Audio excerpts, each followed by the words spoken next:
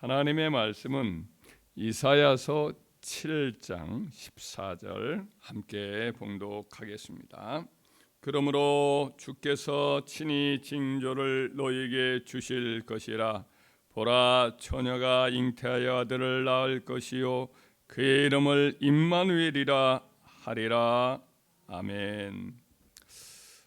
우리 예수님의 호칭은 여러 가지가 있습니다. 그리스도라는 호칭은 일종의 직함입니다. 기름 부음을 받은 자. 구약 시대에 하나님이 특별히 기름 부어서 구별하여 하나님이 쓰시는 그런 사람은 왕 혹은 선지자, 이와 같은 이 왕이나 선지자나 제사장 이런 사람들이 이제 기름을 부어서 하나님을 섬기도록 이렇게 불러냄을 받았습니다. 이 그리스도라는 이런 이름이 있고, 또 예수라는 이름은 예수님이 선사를 통해서 또 불러주신 이름인데, 이것은 구원하다, 야샤라는 이름에서 나온 구원하다라는 이름이 있습니다. 죄와 사망과 영벌에서 우리를 건져내시는 자라는 의미도 있습니다. 오늘 여기서 이제 오시는 그리스도의 예수님에 대한 호칭이 임마누엘이라고 하는 이름으로 불려질 것이라는 표현을 하고 있습니다. 임마누엘이라는 이름은 이제 엘이 이제 하나님이라는 임마누, 우리와 함께하다라는 뜻입니다. 하나님이 우리와 함께하심이라는 의미가 임마누엘이라는 이름 속에는 담겨 있습니다. 이 임마누엘이란 이름 속에는 여러 가지 이제 의미가 있겠지만 크게 두 가지만 오늘 생각해 보면, 하나는 이제 우리의 보호자라는 의미가 있습니다. 왜냐하면 이제 임마누엘이라는 이름을 이렇게 주신 예수님을 메시아를 보낸다는 이 약속을 받은 상황이 전쟁이 코앞에 닥칠 때입니다. 전쟁이 코앞에 닥쳐서 위기를 만났을 때입니다. 그때 왕이 이제 유다의 아하스 왕이 때인데, 북쪽의 나라였던 북이스라엘의 베가라는 왕이 집권을 해서 또 아람 나라라는 이방 나라와 연합을 해가지고 연합 동맹군을 형성해서 쳐들어오는 그런 상황이었습니다. 그러니까 이 아하스 왕이 너무나 두렵고 떨리니까 애굽이라는 나라에 손을 벌리려고 하고, 또 이제 북이스라엘 여러 나라들, 저 북쪽에 새로 일어난 강력한 나라가 아수르였어요.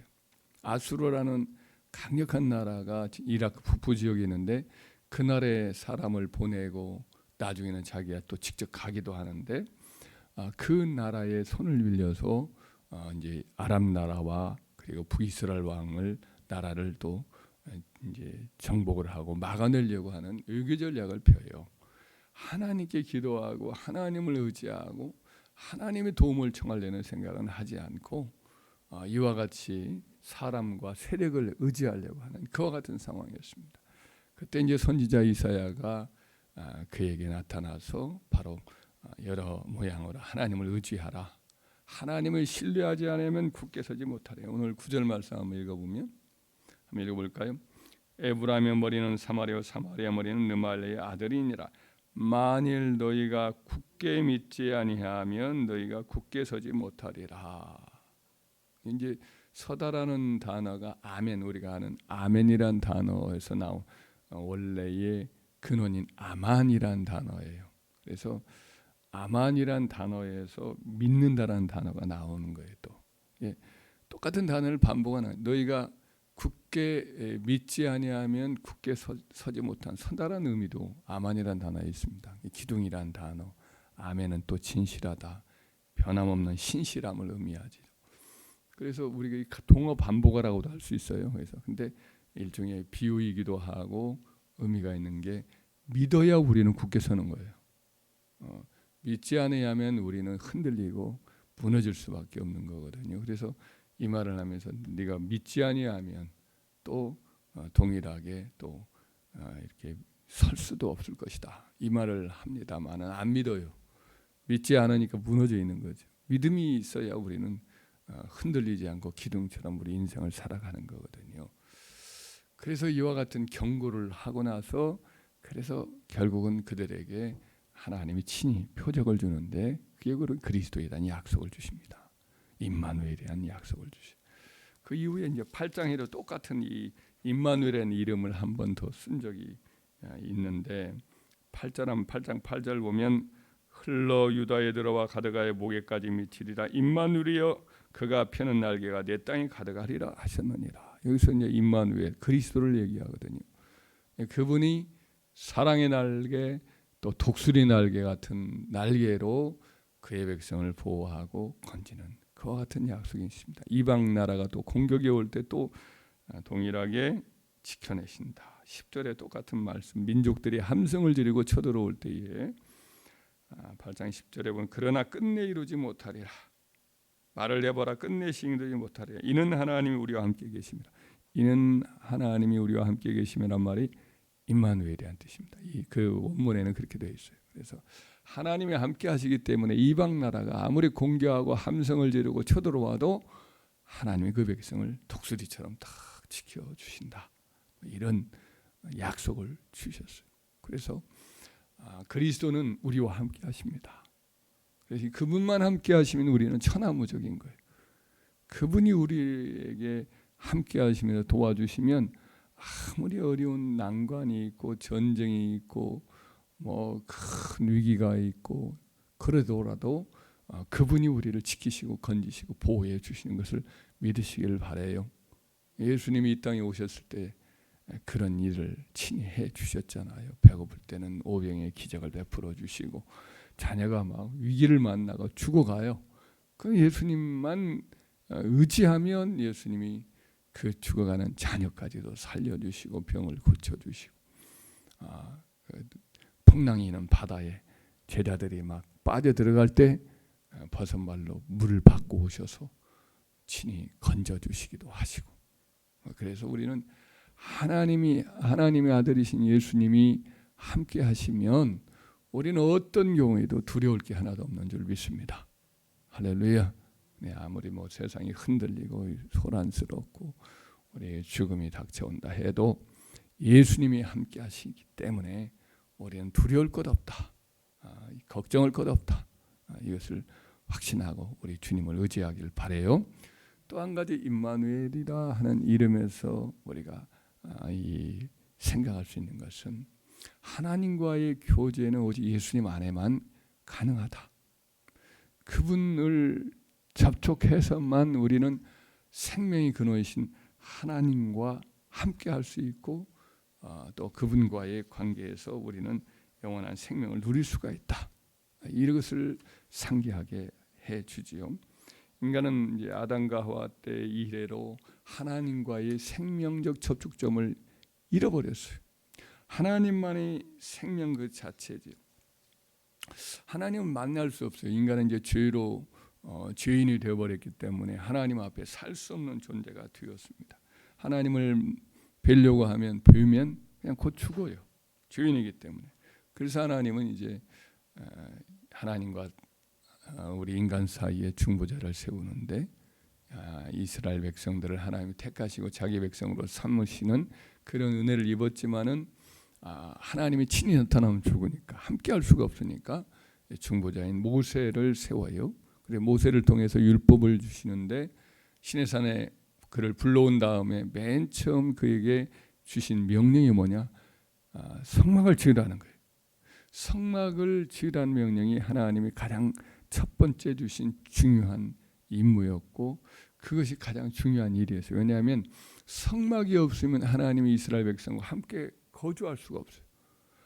그 광야에서 이스라엘 백성과 함께 할 수가 없어요. 그래서 성막을 짓도록 하는데 아주 자세하게 하늘의 성전을 본따서 이제 하나의 예표로 해서 모형적으로 이제 성막을 짓고 그 모형적 성전에 이제 우리 하나님의 영광이 완성이 되었을 때 임재를 하시고 그리고는 이제 계속해서 성막 안에 하나님의 영이 계시면서 동행을 해 주시죠. 그 이 성막은 뭐냐? 이 지극히 거룩하신 하나님 뜻대로 만들어져서 하나님이 거할 수 있도록 하신 그와 같은 거주의 영역이죠. 하나님이 하나님의 백성들과 함께할 수 있는 유일한 하나의 장소죠. 근데 이 성막도 이스라엘 백성들이 죄가 하도 많으니까 계속해서 씻어야 내야 하나님이 거주하기 때문에, 그래서 이제 대속죄일이라는 것이 있어서 그때는 성소에, 지성소에 들어가서도 피를 뿌리고 성소에도 피를 뿌리고 바깥들도 피를 뿌려서 죄를 씻어내는 1년에 한 번씩은 꼭 해야 됐어요. 매번. 그러나 그와 같은 일도 하지 않은 때가 많았고, 죄가 하도 많아서 결국은 성막에 하나님의 영이, 하나님의 영광이 거주할 수가 없게 되어서 떠나시는 장면이 에스겔서에 나와요. 에스겔 초반부에 보면 8장, 9장, 10장 뭐 이렇게 11장 이렇게 성막의 지성소에 계셨던 하나님의 영이, 하나님의 영광이 결국은 떠나요. 그리고는 이제 바벨론이 완전히 무너지고 사람들이 다 죽고 쫓겨나는 신세가 되죠. 하나님 떠나면 끝나는 거예요. 우리 모든 인간이 하나님이 떠나면, 하나님의 영이 우리를 떠나면 그 순간에는 아무런 삶의 의미를 찾을 길이 없어서 끝나는 거예요. 포도나무가 무슨 쓸 것이 없잖아요. 열매를 맺지 못하면 그냥 쓸모가 없어요. 나무에 뭐 제목으로 쓸 수 있는 것도 아니고 아무 쓸짝도 없이 그냥 불구덩이에 던져지는 그런 신세가 되고 말죠. 하나님 택한 백성은 하나님을 잃어버리면 의미가 없어요. 그와 같은 존재가 되어서 결국은 바벨론 포로로 끌려가서 다시 돌아와서, 그때 이제 돌아오기 전에 선지자에게 미리 말씀했던 것이 바로 이제 구원자이신 예수 그리스도를 보내시다, 이 말씀인데 그 중에 하나가 오늘 말씀이거든요. 그래서 하나님의 아들이 오신 목적이 뭐냐? 하나님이 함께 하시기 위해서 오시는 거예요. 그분만이 사실은 완전한 성막이에요. 성전이에요. 그분만이 죄가 없으시잖아요. 예수님만이 죄가 없으시고 인간 안에 거주할 수 있는 유일한 공간이 예수님이라고 하는 그 인격, 그분만이 하나님이 거주할 수 있는 유일한 성전이. 그래서 그분을 통해서 하나님이 원래 가졌던 이상이 이제 에덴 동산부터 시작한 하나님의 비전이 뭐냐? 하나님이 자기 형상을 따라 지은 인간과 함께하고자 하는 거거든요. 이룰 수가 없어요. 죄를 범하니까. 그래서 드디어 하나님이 함께 하시고자 하는 완전한 성전이 뭐냐? 우리 주님이십니다. 성전을 사흘 만에 헐라 내가 이것을 사흘 만에 다시 일으키리라. 이 성전을 헐라 내가 사흘 만에 일으키리라.